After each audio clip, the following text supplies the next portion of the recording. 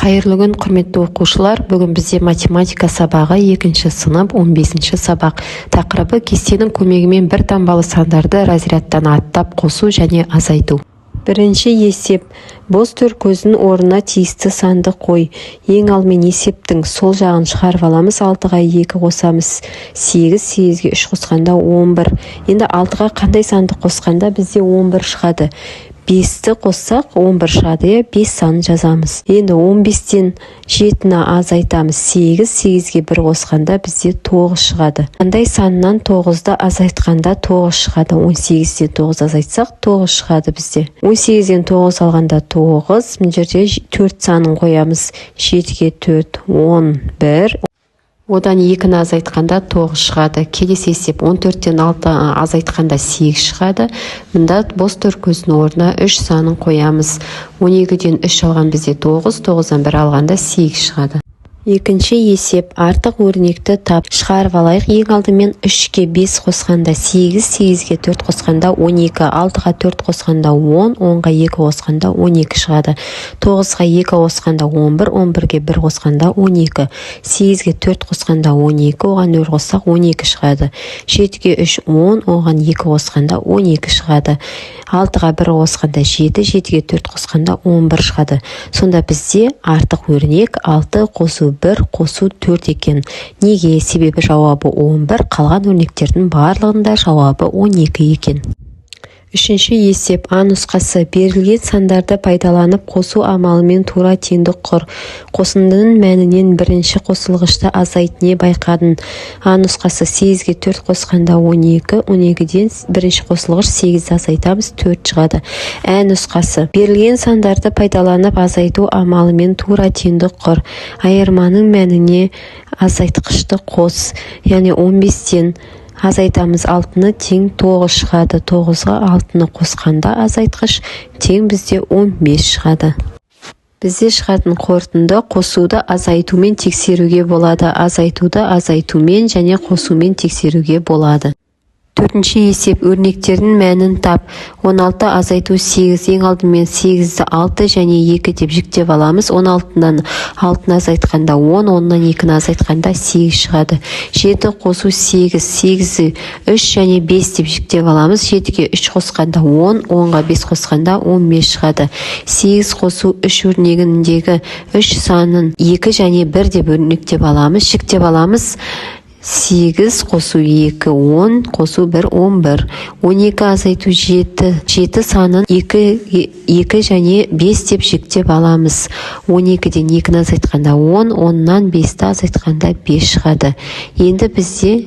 Енді өрнектердің ең үлкен 2 мәнінің қосындысын және айырмасын жаз. Олардың мәнін тап. Бізде ең үлкен 2 өрнектің мәні 15 және 11. Бұл жерде 15 пен 11-дің ондықтарын жеке және бірліктерін жеке қосып аламыз. Жақшаның ішінде ондықтар 10 қосу 10, бірліктер 5 қосу 1, 20 қосу 6, бізде 26 шығады. 15-тен 11-ді азайтқанда да ең алдымен ондықтарын және бірліктерін азайтып, екеуін қосамыз. Яғни 10-нан 10-ды азайтқанда 0, 5-тен 4-ді азайтқанда 4 шығады. Сонда бізде жауабы 4 шығады. Бесінші есеп. Есепті шығар. Немерелері әжесіне 12 орам жіпті дайындауға көмектесті. Әжесі кеудеше тоқу үшін 8 орам жіпті пайдаланды. Неше орам жіп қалды? Бізде қысқаша шарты берілген. Болды 12 орам жіп, пайдаланды 8 орам жіп. Бізде қалғаны неше орам жіп табу керек. Шешуі 12-ден 8-ді азайтамыз. 8-ді 2 және 6 деп 2 бөлікке бөлеміз. 12-ден 2-ні азайтқанда 10, 10-нан 6-ны азайтқанда 4 шығады. Жауабы 4 орам жіп қалды. Алтыншы есеп. Бірінші бағандағы теңдіктерді пайдаланып, қалған бағандардағы өрнектердің мәнін тап. 9 қосу 4 бізде 13 шығады.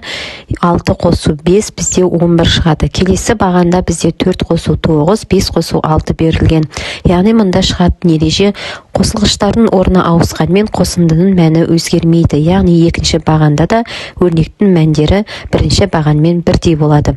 Енді азайту амалында 13 азайту 4 бізде 9 шығады, 11 азайту 6 тең бізде 5 шығады. Яғни қосу амалын тексереміз. Азайтумен тексергенде бізде бірінші қосылғышты азайтсақ, екінші қосылғыштың мәні шығады. Екінші қосылғышты азайтсақ, бірінші қосылғыштың мәні шығады. 13 азайту 9-тен 4, 11 азайту 5-тен 6 шығады. Жетінші есеп А нұсқасы. Өрнектердің мәнін кему ретімен орналастырып, мақалды оқы. Осы мақалдың мағынасын қалай түсінесің? 16-дан 8-ді азайтамыз. 8-ді 2 бөлікке бөлеміз. 6 және 2 деп. 16-дан 6-ны азайтқанда 10, 10-нан 2 алғанда 8 шығады. 12 азайту 8, мұнда да 2 бөлікке бөлеміз. 12-ден 2 алғанда 10, 10-нан 6 алғанда 4 шығады. 18 азайту 9, 9-ды да 8 және 1 деп 2 бөлікке бөлеміз. 18-ден 8 алғанда 10, 10-нан 1 алғанда 9 шығады. Одан кейін 6 қосу 6, 6-ны 4 және 2 деп 2 бөлікке бөлеміз. 6-ға 4 қосқанда 10, 10-ға 2 қосқанда 12 шығады. Өрнектердің мәнін кему ретімен айтатын болсақ, 14, 9, 8, 4 болады. Сонда бізде отан қуат, отбасы шуақ деген мақал шығады. Ә нұсқасы. Ребусты шеш. Бізде 2 алма берілген тең 40, яғни қандай санды қосқанда 40 шығады. 20 қосу 20 тең 40. Енді лимон мен алма берілген. Алма бізде белгілі 20 тең 90. Енді лимонда санды табуымыз керек. Ол үшін 90-нан 20-ны алғанда бізде 70 шығады. Сонда 70 қосу 20 тең 90. Енді бізде лимонымыз 70 болды, алма бізде 20 болды. 70-тен 20-ны азайтқанда 50 шығады. Осымен бүгінгі сабағымыз аяқталды. Осы сабақты өзіңнің сыныптасына жіберуді ұмытпа. Сау болыңдар балалар.